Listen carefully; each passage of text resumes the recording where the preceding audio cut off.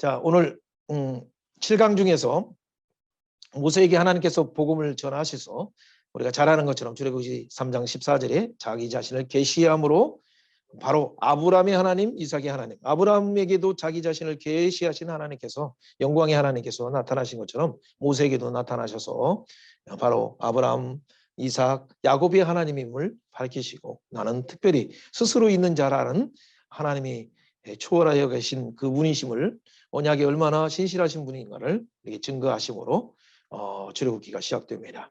우리가 출애굽기 1장에 실제적으로 시작되는 것은 70인이 그 가운데 얼마큼 하나님의 은혜 가운데 충만하고 번성하고 그 땅에 있는 애굽인들에게 위협이 될 정도로 번성하는가라는 것으로 시작되는 내용을 우리는 봤습니다.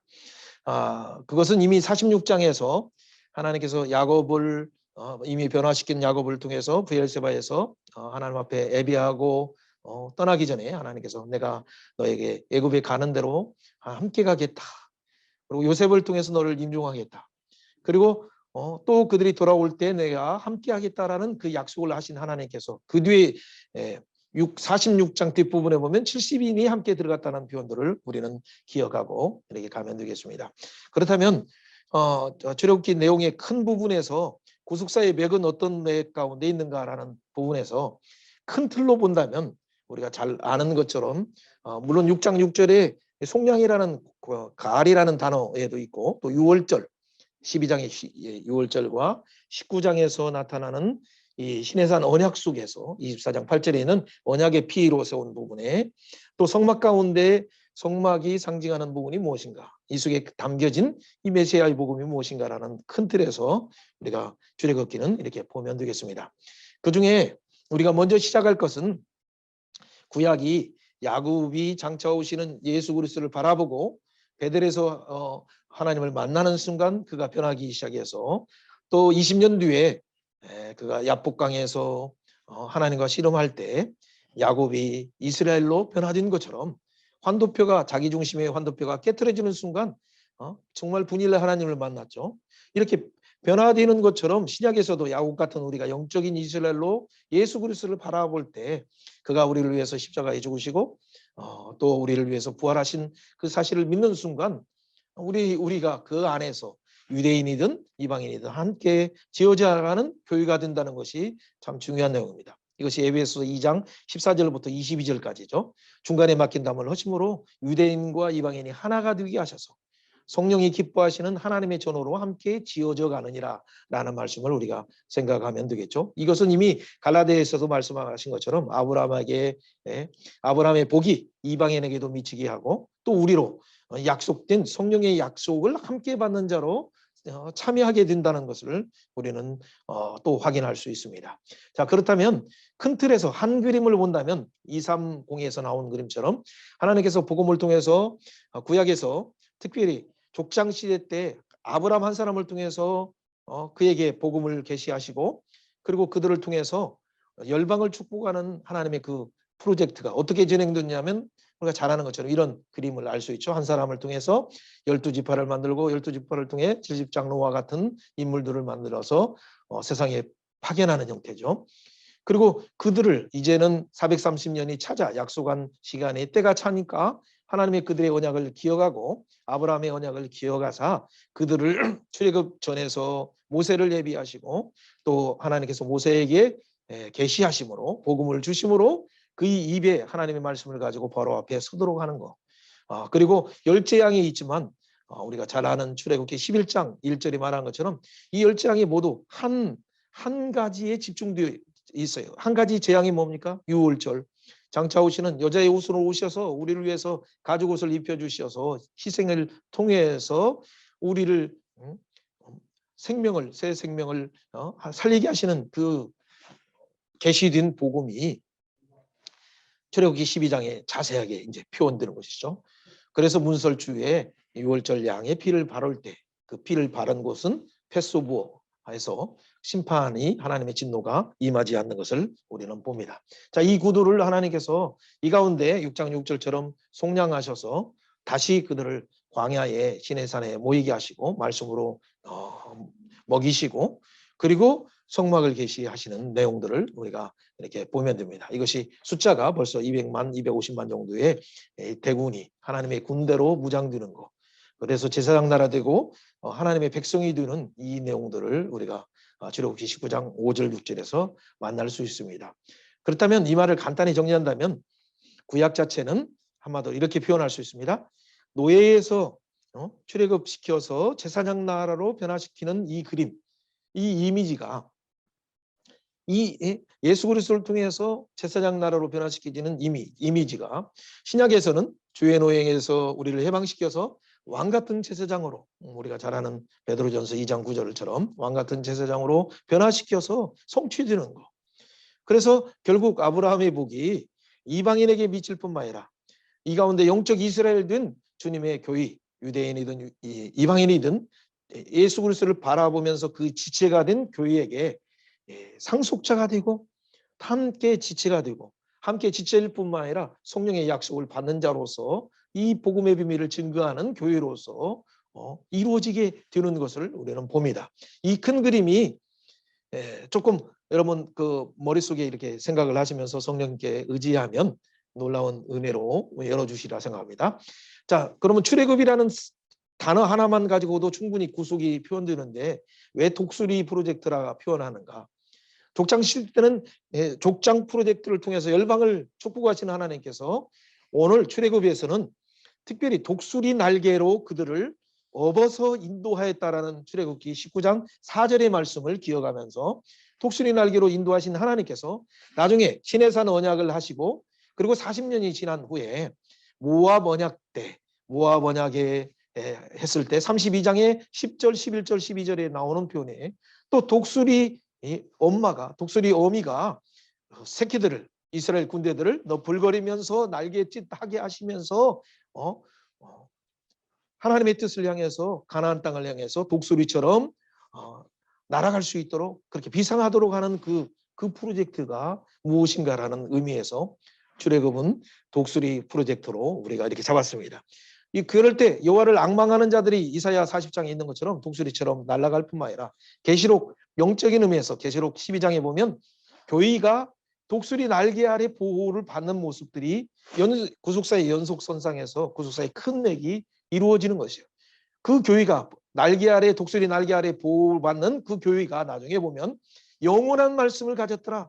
계시록 14장 6절 말씀이 있죠. 그래서 영원한 복음을 태어나는 교회로서 이 세상에 그 예수 그리스도께서 우리를 위하여 죽으실 뿐만 아니라 부활하시고 승천하시고 성령을 보내주셔서 세운 몸된 지체들이 주님의 재림을 예비하면서 거룩한 신부로 준비되어 가는 것들을 우리가 잘 계시록에서 확인할 수 있습니다. 그런 부분에서 큰 틀에서는 상고시대에 70민족 중에서 한 사람 아브라함을 부르셨던 그 하나님께서는 이제는 이제 그들을 12지파로 만드시고 70장로로 만드시고 애굽에 보내셨다가 430년이 차니까 그들을 다시 출애굽해서 하나님의 군대로 하나님의 거룩한 나라로 열방에 파송하시는 그런 연속선상에서의 구속사의 흐름이 있다는 걸 기억하시면 되겠습니다.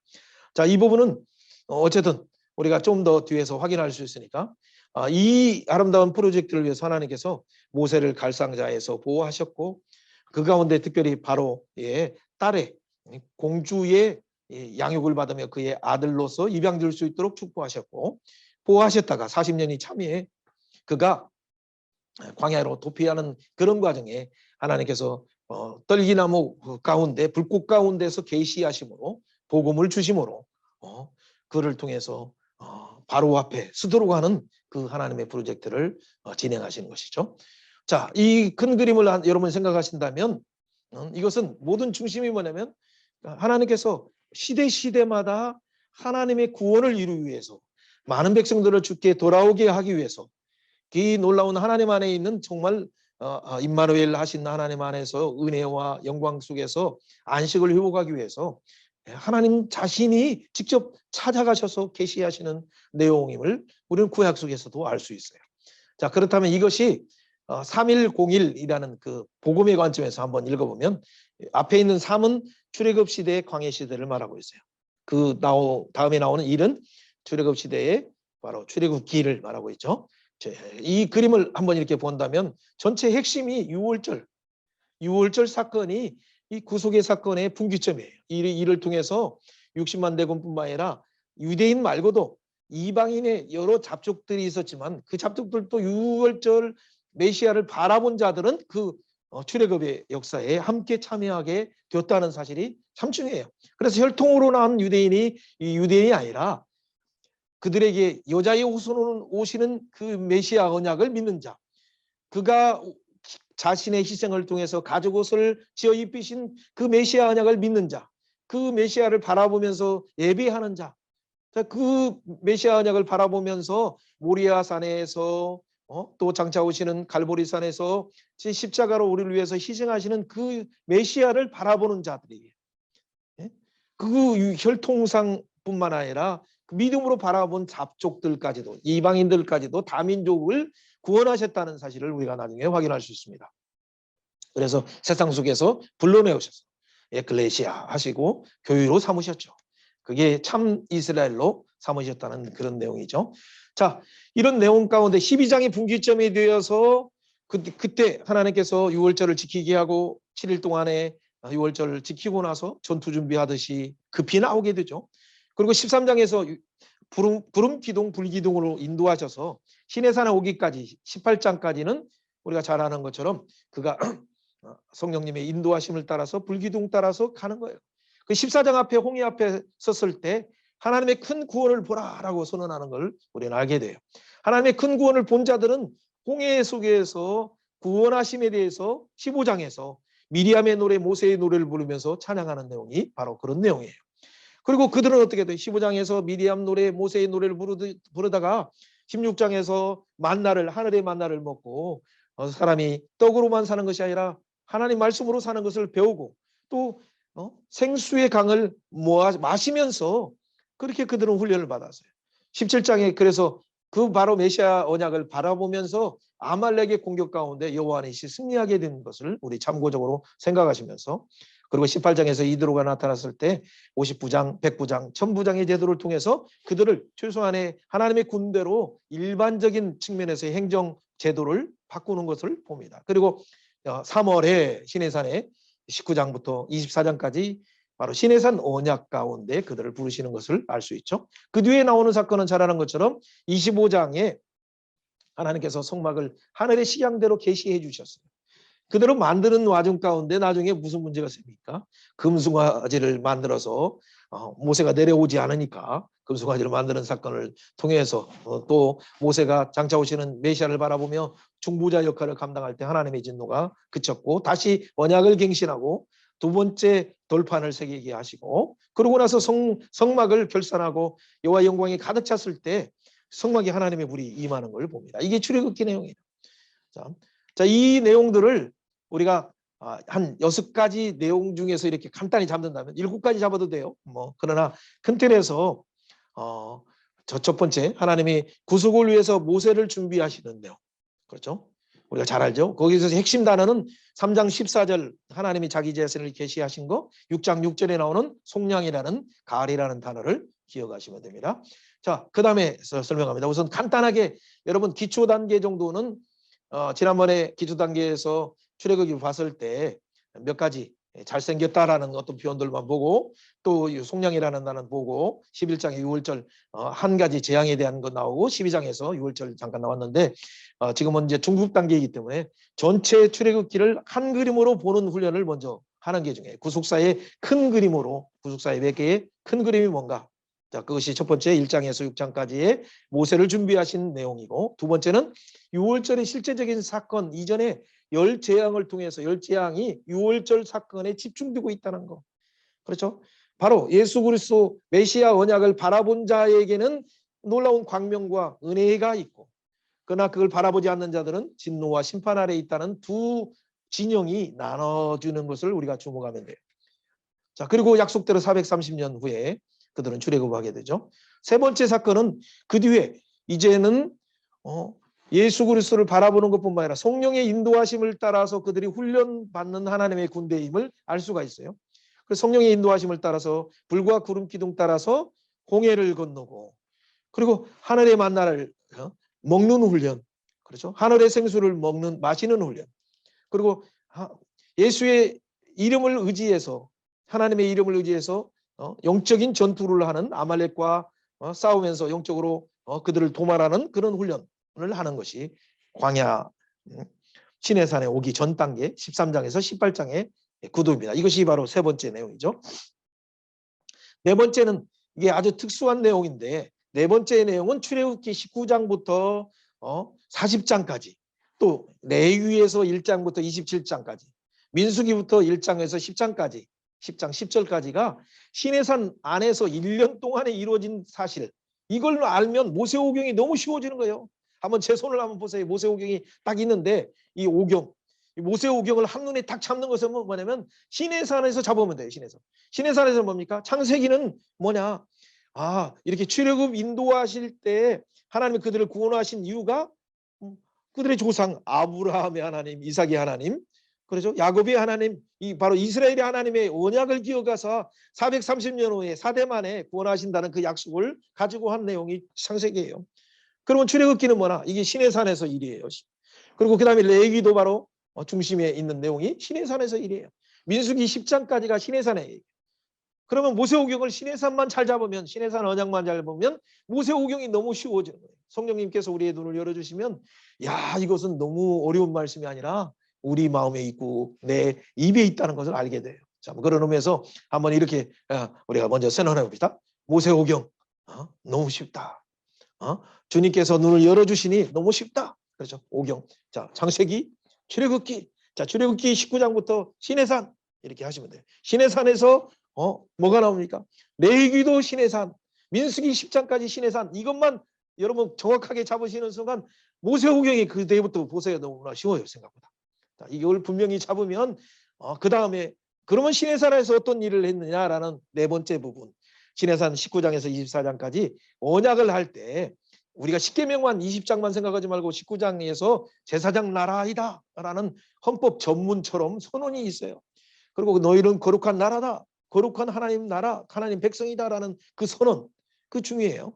그리고 24장에 보니까 피로 세웠다, 언약을 세웠어. 피로 세우고 다 준행하겠느냐 하니까 250만 70인 장로뿐만 아니라 밑에 있는 250만 대군들이 아멘 아멘 아멘 하면서, 그러니까 그 안에서 시내산 안에서 큰 잔치가 벌어졌습니다. 먹고 마시고 즐거워하고 기뻐하면서 하나님 나라를 연출하는 그 기쁨이 있었어요. 자, 여기까지가 시내산 언약의 첫 출발이에요. 이때는 나중에 에레미야 2장 2절에 보면 예수님께서, 하나님께서 성령님을 통해서 에레미야 기자를 통해서 말씀하시는 내용이 뭐예요? 이 자체를 하나님과 결혼한 장면으로 표현해요. 신혼의 달콤함의 표현을 그렇게 표현하고 있는 내용들을 봐요. 그런데 이렇게 신혼의 달콤함을 주셨던 신혼 때의 일을 하나님이 기억하는데, 생수이신 그 하나님을 그 뒤에 보니까 그 땅을 주었고 가나안 땅을 주었는데, 그리고 왕을 세워서 다윗의 보좌 위에서 그 통치를 하게 했는데, 그들이 갈라짐으로 인해서 북이스라엘이 남유다가 나눠지고 나중에 멸망하게 되는 그런 안타까운 포로로 잡혀가는 그 상황 속에서 에레미야가 한탄하면서, 너희들이 선택한 것은 생수이신 하나님을 버리고 너희들이 터진 웅덩이를 선택했다. 터진 웅덩이는 바로 원어로 보면 바로 우상들이죠. 바로. 그것을 한탄하시면서 먼저 말씀하신 내용이 2장 2절에 신혼이라는 걸 기억하시면 돼요. 자, 어쨌든 옆에 잠깐 옆구리가 했더라도 구속사적인 측면에서 연속선상에 있으니까 한번 들어보시고, 자, 네 번째는 이 시내산 언약 가운데 그 다음 단계로 우리가 가면 됩니다. 25장에는 성막을 계시했다는 거. 우리가 시내산 언약 하면 보통 율법으로 생각하는 거 맞아요. 율법 안에는 그 안에 이 복음이 감춰져 있어요. 그렇죠? 그래서 율법의 수건을 벗기는 순간, 모세의 수건을 벗기는 순간, 모세의 얼굴 속에 하나님을 만났을 때, 대면했을 때 영광의 강체가 빛나는 것처럼 복음의 강체가 빛나도록 해야 돼요. 자, 성막을 계시하신 것은 성막으로 오신 예수 그리스도를 통해서 하나님 앞에 나가는 큰 그림이 있다는 걸 기억하시면 되겠어요. 그렇다면 성막을 통해서 계시했을 때 하나님께서 특별히 그 가운데 나중에 30장에서 이스라엘 모든 대군들을 한 사람 생명을 속전하라, 생명의 속전을 드리도록 그렇게 말씀하신 내용을 먼저 기억하시면 되겠습니다. 그리고 그 가운데 잘못 32장에서 우상 숭배한 사건, 그래서 중보자 모세의 기도를 통해서 하나님이 34장에 새로운 돌판을 통해서 언약을 갱신한 사건. 그냥 여기 33장까지 잡아도 되고 34장까지 잡아도 됩니다. 자, 6번째 부분은 성막을 결산할 때. 자, 34장에서 새 언약을 새로 세웠을 때 35장에서 하나님의 성령이 충만한 사람 부살렐과 오홀리압을 통해서 성전 기구들을 만들게 하고, 그래서 38장에서 이것을 결산할 때 보니까 넉넉하게 남았어요. 그래서 40장에 이것을 완공하니까 하나님의 영광이 충만하며 하나님의 불이 내려왔어요. 그 영광이 얼마나 충만하면 모세조차도, 하나님을 대면했던 모세조차도 두려워서 나가지도 못하는 그 하나님의 광대하시면서 하나님의 그 두렵고 떨림으로 임하시는 그 장면 가운데 하나님의 출애굽기 40장에서 바로 이어서 그리고 레위기 1장에 시작해서 모세를 휘막으로 부르시는 거예요. 휘막으로 어떻게 나갈 수 있습니까? 모세조차도 그 두려움 가운데 있는데 어떻게 나갈 수 있어요? 그러니까 모세에게 말씀하시는 것이 5가지 제사, 5가지 제사는 다른 것이 아니다. 예수 그리스도의 구속의 사역이, 가을의 고엘의 그 사역이 번제로 자기 자신을 완전 전적인 헌신으로 드리는 예수님을 통해서 하나님 앞에 나와라 라는 얘기죠. 레위기, 그 자신의 몸을 찢으셔서 무교병처럼 소제로 드려지는 예수님을 통해서 하나님께 나갈 수 있다. 3번째, 그분은 하나님과 막힌 담을 허시기 위해서, 화평케 하시기 위해서 화목제물로 자기 자신을 드리신 예수님을 통해서만이 하나님 앞에 나올 수 있다. 모든 것이 복음이신 예수님을 통해서 하나님 앞에 나오는 제사예요. 제사를 보면 구약의 단어로만 보지 말고 신약에 이미 드러난 계시 속에서 복음의 관점에서 보면 바로 화목제물로 오신 예수님을 바라보면 우리가 로마서 3장 24절 나오는 것, 25절에 말한 것처럼 하나님과 화평케 하신, 그래서 화평케 하셔서 로마서 5장에 말한 것처럼 누구든지 하나님과 화평을 누리면서 기뻐하면서 즐거워하면서 우리가 나갈 수 있는 그 길을 열어주신 것이죠. 그뿐만 아니라 4번째 뭡니까? 지금 우리가 출애굽 시간인데 레위기를 한다고도 괜찮아요. 바로 간단한 연속 선상이기 때문에 레위기에서 바로 그래서 그분이 우리를 위해서 속죄를 담당하셔서 자기 죄값을 대신 우리를 지불하셨다. 테텔레스타이, 영원히 갚아주셨다. 속죄제이신 예수님을 통해서 하나님을 나가는 거죠. 지금 짐승으로 나오는 이 그림자는 짐승의 피를 통해서 단위적으로 한 번 정도, 그 다음에 또 필요해요. 죄값을. 그러나 예수님이 단번에 들으심으로 영원한 제사를, 속죄 제사를 들으셨죠. 우리가 잘 아는 히브리서 9장 12절 말씀, 10장 12절 말씀이죠. 자, 마지막에 우리의 죄의 대가로 인해서 하나님의 명예가 떨어지고 이 보상법, 배상해야 될 그 죄에 대한 후유증이 나오는 그 배상까지도 위해서 하나님은 그 예수님을 통해서 그 배상을 받으셨어요. 그 우리의 배상 제물이 되어주신, 속건제가 되어주신 예수님을 통해서 하나님께 나가는 거예요.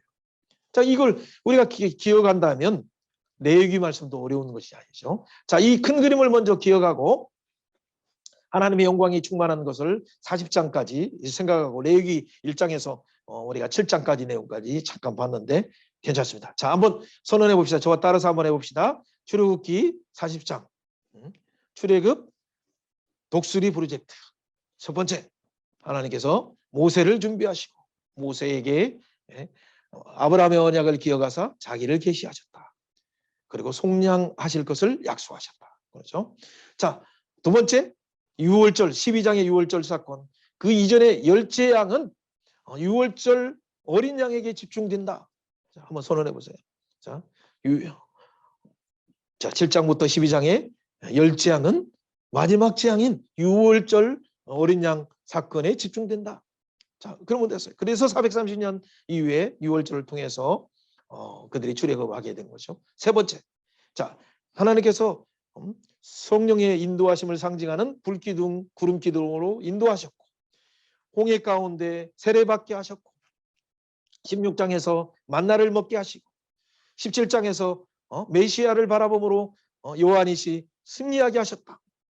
18장에서 일반 은총 가운데 천부장, 백부장으로 조직을 개편하게 하셨다.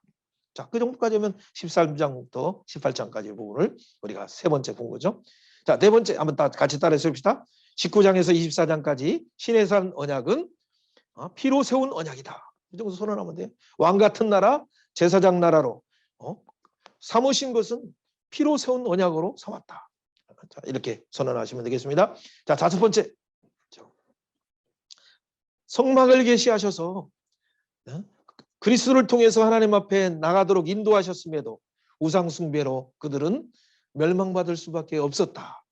그럼에도 불구하고 중보자 모세의 기도를 통해서 하나님은 그들을 사하셨다. 그렇죠? 장차 오시는 예수 그리스도의 사역을 예표하시는 삼중지의 사역, 예수님 왕이신 예수님을 예표하는 것처럼 왕의 훈련을 왕궁에서 40년 동안 했던 바로 모세가 또 광야에서 이전에 이도로에게 제사장 훈련을 40년 동안 훈련받았어요.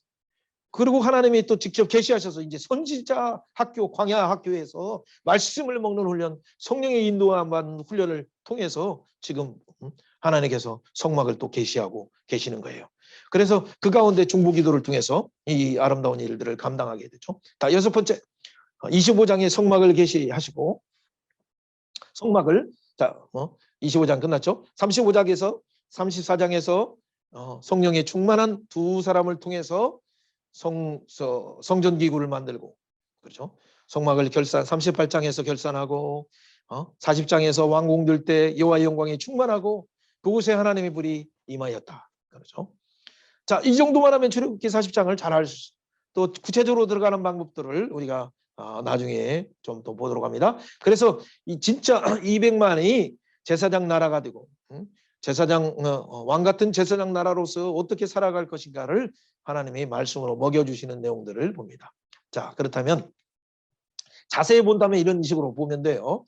애굽의 노예에서 어떻게 하나님의 구원을 맛보도록 하셨는가라는 그런 측면에서 특별히 하나님께서는 출애굽기 1장에 바로 시도할 때 70인들이 어떻게 충만하고 번성하고 하나님의 영광이 가득한 것처럼 그런 상태에서 위협을 느낀 요셉을 알지 못하는 왕이 태어났을 때 새로운 왕조가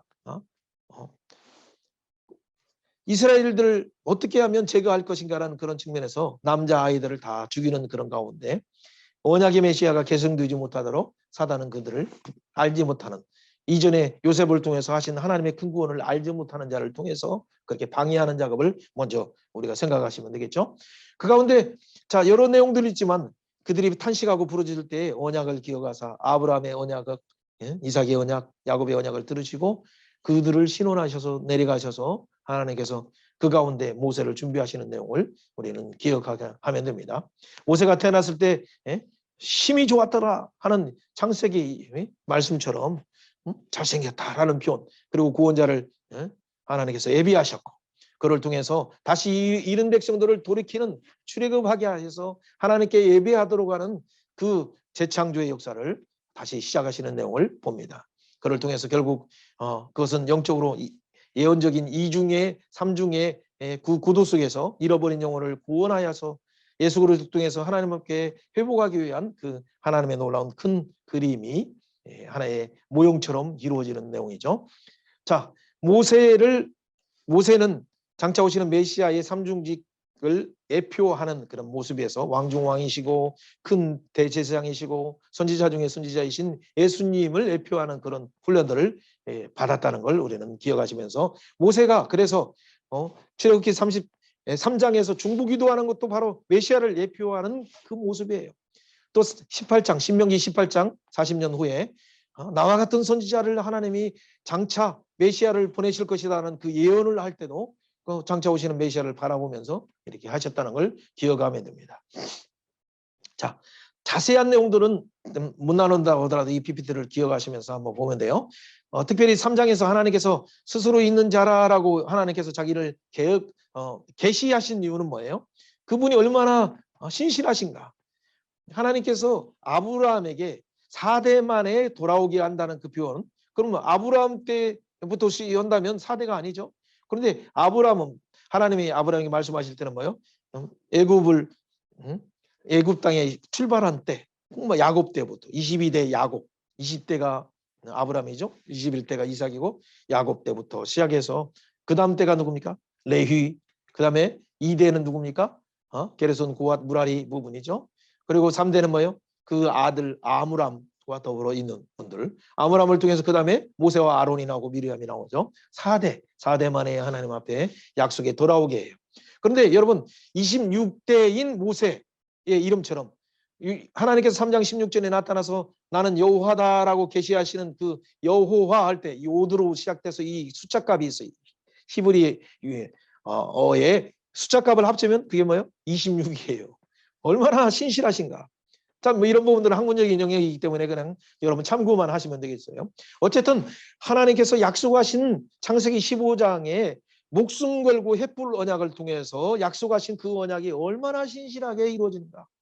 모세는 여호와라는 이름을 둘 때 벌써 이미 유대인의 교육들도 알고 왕궁 교육도 알기 때문에 딱 듣는 순간 깜짝 놀라죠. 소름 끼칠 정도로 놀라운 하나님의 신실하심에 대해서 감사하게 되는 거죠. 참고만 하시면 되겠어요. 자, 출애굽기에서 나온 모세의 준비, 자, 두 번째 유월절 사건, 그리고 세 번째 불기둥 구름기둥 홍해를 건너서 만나 먹고 요한이 시하며 승리하며 백부장 전부장에서 그 다음에 시내산에 도착해서 피로 세운 언약 가운데 우리는 왕같은 제사장이 되었다. 그리고 성막을 계시받았으나 우리의 전적인 부패로 인해서 우상 숭배했으나 중보의 기도를 통해서 우리는 다시 하나님 앞에 나가는 은혜를 입었다. 그렇죠. 마지막에 그래서 성막을 결산하고 여호와 영광이 충만할 때 그 가운데 하나님께서 메시아를 통해서 하나님 앞에 나오라는 내용의 말씀을 주셨다라고 이렇게 기억하시면 되겠죠. 자, 이걸 간단하게 정리한다면 이거죠. 그래서 구약은 할마디로 구약 중에서 출애굽기를 중심적으로 본다면 결국 홍해를 건너서 출애굽하게 한 사건은 그리고 그들이 구원받은 자들이 출애굽기 15장에서 모세의 노래 미리암의 노래를 부르면서 가나안 땅에서 기뻐하고 가나안 땅을 가는 길목에서 기뻐한 것처럼 그리고 나중에 그들은 19장에서 출애굽기 19장에서 24장에서 보면 혼인잔치에 참여해서 피로 세운 언약 가운데 기뻐하고 먹고 마시고 즐거워하는 거죠. 근데 계시록에서는 뭡니까? 불이 섞인 유리바다, 불이 섞였다는 건 불의 홍해에 상징하는 그 유리바다에 구원받은 자들이 15장에 보면 14장에 나오는 14만 4천 뿐매라 셀 수 없는 허다한 무리들이 어린 양의 노래를 부르는데 모세의 노래를 부르면서 어린 양의 노래를 불러요. 똑같은 대칭 구조죠. 그리고 그 자들이 19장에 보니까 혼인잔치 속에서 하나님을 찬양하면서 그 어린 양 혼인잔치에 참여하게 되는 거죠. 그 뒤에 16, 17, 18, 19는 뭐냐면 바다에 다 죽는 것처럼 홍해에 다 죽는 것처럼 이 멸망할 바벨론 예레미야 예언의 52장에 그 돌을 던져서 바벨론 성에 바다에 던지라 라고 바벨론이라는 성을 상징하는 걸 던지라 했을 때 깊은 바다에 담기는 것처럼 16, 17, 18장은 바벨론이 영원히 사라지는 하나님의 심판 가운데 있는 것을 우리는 보면 돼요. 그리고 혼인잔치 이후에 가나안 땅을 주신 것처럼 여기서는 또 새하늘과 새 땅을 주시는 큰 구도가 이걸 통해서 계시록의 삼중구도의 예언이 이루어지는 것을 우리는 기억하면서 다시 말씀 속에 달려가야 됩니다. 자, 어쨌든 예수님 안에서 아브라함 복이 이방인에게 미칠 뿐만 아니라 우리도 하나님의 약속에 참여하는 자가 돼서 성령의 약속에 참여할 뿐만 아니라 이 상속자가 되고 하나님의 예수 그리스도의 지체가 되어서 그래서 이 약속에 참여하는 자다는 3장 6절 꼭 기억하세요. 에베소 3장 6절을 기억하면서 그래서 이 복음의 비밀을 에베소 4장 1절부터 11절에 맡은 자로서 교회로서의 우리의 사명이 무엇인가를 나중에 살펴보시면 되겠습니다. 자, 한마디로 정리하면 구약과 신약인 약속과 성취 속에서 이런 내용이죠. 그래서 그들 중에 우리가 아까 표현한 여러 내용이 있지만 신령한 음식을 먹고 고린도전서 10장 3절 4절에는 보면 신령한 음료를 마셨다라고 표현하고 있어요. 그들이 먹었던 만나를 신령한 음식이라고 말해요. 생명의 떡으로 오신 그 예수님을 먹고 마셨다라는 말이에요. 신령한 음료는 뭐예요? 생명의 피로 오신 그 예수님을 마시고 또 예수님을 통해서 생수의 강에 흘러나오는 성령의 역사하심이 있었다는 얘기죠. 자, 예수님께서는 요한복음 7장 38절에 초막절 명절 큰날 곧 큰날 8일째 되는 날에 예수께서 서서 유이쳐 누구든지 목마르거든 내게로 와서 마시라. 나를 믿는 자는 성경의 이름과 같이 그 배에서 생수의 강이 흘러나오리라 라고 하신 말씀처럼 초막절은 뭡니까? 그게 혼인잔치예요. 이방인들의 70이라는 상징하는 숫자를 하나님 앞에 드리고 이방인과 유대인이 예수 그리스도 안에서 함께 초막 안에 거하는 그 장차 오는 새하늘과 새 땅에 거하는 것을 바라보면서 이루어지는 내용이죠. 자, 다 이해하지 못해도 뒤에 가면 구속사는 점점점 가면 갈수록 명확해지는 것이니까 우리가 알 수 있어요. 자, 우리가 결국엔 어떻게 합니까? 간단하게 이렇게도 볼 수 있어요. 1장에서 6장에서 구속을 준비하신 하나님께서는 7장에서 12장에서 열재앙이 유월절 사건에 메시아 언약에 집중하게 하셨고, 그리고 그들을 홍해를 건너게 하시고, 그리고 불기둥 따라서 성령의 인도함 따라서 시내산에 오게 하셨다. 그렇죠?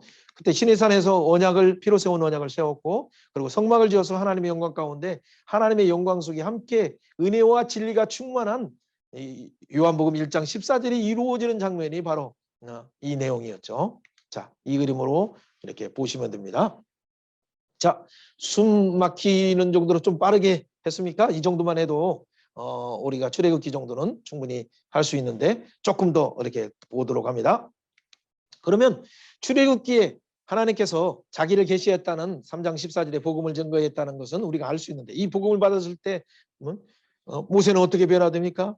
그리고 이 복음을 또 바로 앞에서 선언할 때 그들은 어떻게 변화됩니까? 처음에는 거부하는 것 같지만은 하나님의 자기 자신을 계시하시는 그 하나님의 복음 앞에, 하나님의 계시 앞에 열재앙을 통해서 이 예굽의 신들이, 우상들이 다 깨지고 무너지는 내용들을 볼 수 있죠. 자, 그 가운데서 두 진영이 어떻게 갈라지는가라는 부분에서 한번 본다면 1장에서 6장에서 스스로 있는 하나님께서 복음을 주시고 준비하시고, 그리고 12장에서 유월절 어린 양의 사건을 통해서 그들을 구원하실 뿐만 아니라 홍해를 통해서 또 만나를 먹이시고 또 아말렉과의 전쟁 속에서 승리하게 하셨다는 거, 그리고 큰 구도에서 보면 19장에서 24장의 신의 산언약, 그리고 마지막에 성막을 통해서 성막이신 예수님 앞에 나가도록 하는 그래서 하나님의 영광이 임하는 거, 그 큰 그림이 이 그림입니다. 그러나 이 복음을 거절하는 자는 어떻게 됩니까? 듣지 않으려고 이렇게 거부하는 자들은 우리가 잘 아는 열재앙, 이름을 다 몰라도 돼. 피계, 이파, 악독, 우매, 흑장, 미, 어떠시 괜찮아요. 아무튼 피재앙, 개구리 재앙, 그때 당시에 애굽의 여러 신들의 모습들인데 이 재앙이든 파리 재앙이든 악질이든 독창이든 우박이든 다 그들은 아무것도 아니다는 걸 보여줬어요. 그들이 믿는 것은 뭐예요? 자기들이 뭔가 불가능하다 생각하는 것이면 막 그들을 믿어요. 이게 바라보는 그 우상화시켜서 하나님의 형상을 버러지 형상으로 만드는 그들을 하나님께서 그들의 신앙이 얼마나 헛것인 것인가를 보여주시고 그걸 다 불태우시는 것이죠. 자, 이 사건을 통해서 하나님은 우리가 출애굽기 8장 22절에 말하신 것처럼 이로 말미암아 이 땅에서 하나님이 여호와인 줄을 너희들이 알게 하리라. 이방인들이 알게 하리라. 애굽 사람들이 알게 하리라 말하는 거죠. 9장 16절에 말하는 것처럼 하나님의 이름이 온 천하에 전파되게 하는 것을 하나님이 직접 복음 제시하시고 하나님의 심판하심으로 하나님의 영광을 드러내심으로 그 가운데에 드러나게 하시는 거죠. 자, 이것은 항상 복음이 선포되는 곳에 아멘 하면서 생명순환으로 죄사함을 받고 기뻐하며 노래하는 자들이 있고, 이것을 거부하는 자들은 하나님의 심판 아래에서 그들은 영원한 멸망 가운데 참여할 수밖에 없음을 우리가 두 길로 볼 수 있죠. 자, 하나님은 바로 앞에서 마치 하나님처럼 신들처럼 이렇게 그 모양으로 나타나게 하셨어요. 그를 대언하는 자는 누굽니까? 아론을 보내주셔서 하시는 거죠. 왜냐하면 이 애굽에서의 가지고 있는 신의 개념이 바로 앞에는 누가 있어요? 여러 신들이 있어요. 그리고 신들을 대언하는 자들이 누구예요? 마술사가 있어요. 그렇기 때문에 이 싸움은 하나님과 애굽의 신의 싸움들인데, 하나님과 싸우는 부분은 하나님 직접 나타나시면 한 방에 끝나죠. 근데 일부러 유월절 사건을 바라보도록 하고 그들이 완악함 가운데 돌이키도록 하기 위해서 하나님은 천천히 그들을 의지적으로 돌아오도록 하기 위해서 하나님께서 그렇게 작업하셨어요. 그 결과 허다한 잡족들이 하나님 앞에 돌아와서 유월절에 참여하게 되고, 그리고 출애굽에 참여해서 나중에는 그 땅에 함께 약속을 성취하는 상속자가 된 거예요. 자, 그것을 유난히 강조하는 이유가 무엇인가를 잘 생각하시면 되겠습니다. 자, 이걸 간단하게 정리하면 이 내용이에요. 자, 우리 죄를 덮어주셔서 유월절 어린 양의 피로 새롭게 언약을 갱신하신 하나님께서는 이제는 어떻게 됩니까? 출애굽 시내산에 인도하시자마자 우리를 왕같은 제사장 옷으로 250만을 입혀주시는 거예요. 물론 대표적인 제사장들이 있지만 제사장 이전에 가죽옷을 입혀주신 그 하나님께서 우리의 허물을 덮어주신, 노아의 허물을 덮어주신 셈의 하나님, 셈의 후손으로 오실 메시아 그 하나님을 찬양했는데 이제는 어떻게 돼? 예수 그리스도 안에서 그리스도로 옷 입게 하실 뿐만 아니라 영광진 대제사장이신 예수님의 옷을 우리 가운데 입게 하셨다는 걸 기억하십시오. 그 유월절 옷을 입게 하시고, 그렇죠? 28장에 말하는 것처럼 거룩한 옷을 지어서 영화롭게 하고 아름답게 해서, 우리 가슴에는 뭐가 있습니까? 대제사장에 12지파의 보석들을 품고 있어요. 그렇죠? 우리는 12지파의 보석을 품듯이 지금은 12제자를 품고 있고 열방을 품고 있어요. 그 왕 같은 제사장의 옷을, 왕의 옷만 해도 화려한데 제사장의 옷, 그렇죠? 그리고 이것은 하나님 앞에서 좋은 귀한 자로 세상에 하나님을 대연하는 모습으로 우리를 파송하신다는 그런 의미가 있다는 걸 기억하시면 되겠습니다. 이것이 하나님께서 이스라엘 장자를 대신해서 어린 양의 죽음을 통해서 대속하신다는 교리일 뿐만 아니라 19장에서 우리에게 제사장의 옷을 입혀주신 그 큰 그림 속에서 우리는 또 민수기에서는 또 어떤 옷을 입혀주시는가를 우리는 기대하면서 달려가면 됩니다. 자, 그렇다면 정리하면 간단해요. 19장 5절 6절 세계가 다 내게 속하였나니 너희는 내 말을 듣고 잘 내 언약을 지키면 모든 민족 중에서 내 소유가 되겠고 너희가 내게 대하여 제사장 나라가 된다. 거룩한 백성이 된다. 그 말은 거룩한 백성, 거룩한 나라, 거룩한 국가가 된다는 얘기죠. 너희는 이 말을 이스라엘 자손에게 전할지니라. 자, 제사장 나라라는 부분은 하나님 나라 속에서 중요한 의미가 있어요.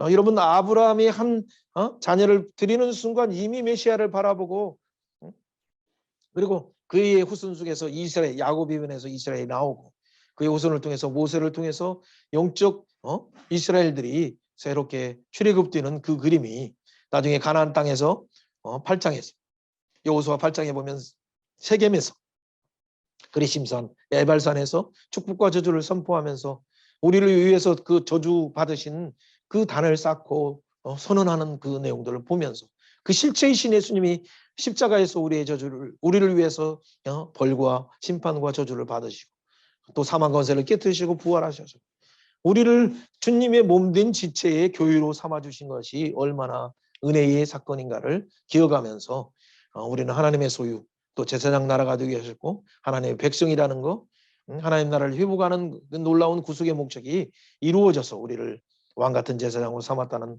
그 부분을 기억하시면서 우리는 마무리를 하면 되겠습니다. 자, 그렇다면 복음의 관점으로 우리가 출애굽을 봤습니다. 사랑하는 여러분, 부분들을 다 세히 보지는 않았지만 여러분은 출애굽 독수리 프로젝트를 통해서 6월절 양으로 오신 예수님을 진짜 마음속에 영접하고 있습니까?